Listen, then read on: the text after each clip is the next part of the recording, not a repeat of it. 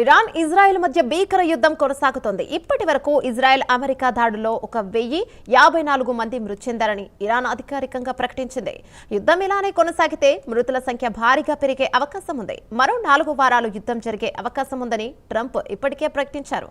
దాంతో ఇరాన్ ప్రజల విషయంలో అంతర్జాతీయ సమాజం ఆందోళన వ్యక్తం చేస్తోంది. మరోవైపు ఇజ్రాయెల్ అమెరికా దాడులో ఇరాన్ భారీగా దెబ్బతిన్నా ఇరాన్ రెవల్యూషనరీ గార్డ్స్ మాత్రం వెనక్కి తగ్గడం లేదు. ఎప్పటికప్పుడు యుఎస్ బేస్ క్యాంపులపై మెరుపు దాడులను చేస్తోంది.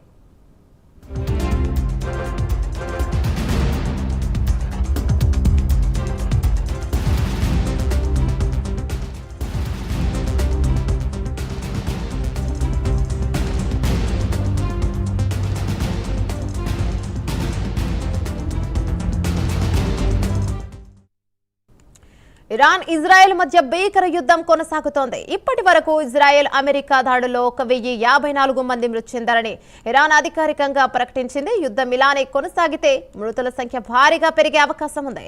మరో 4 వారాలు యుద్ధం జరిగే అవకాశం ఉందని ట్రంప్ ఇప్పటికే ప్రకటించారు. దాంతో ఇరాన్ ప్రజల విషయంలో అంతర్జాతీయ సమాజం ఆందోళన వ్యక్తం చేస్తోంది. మరోవైపు ఇజ్రాయెల్ అమెరికా దాడిలో ఇరాన్ భారీగా దెబ్బతిన్నా ఇరాన్ రెవల్యూషనరీ గార్డ్స్ మాత్రం వెనక్కి తగ్గడం లేదు. ఎప్పటికప్పుడు యుఎస్ బేస్ క్యాంపులపై మెరుపు దాడులను చేస్తోంది.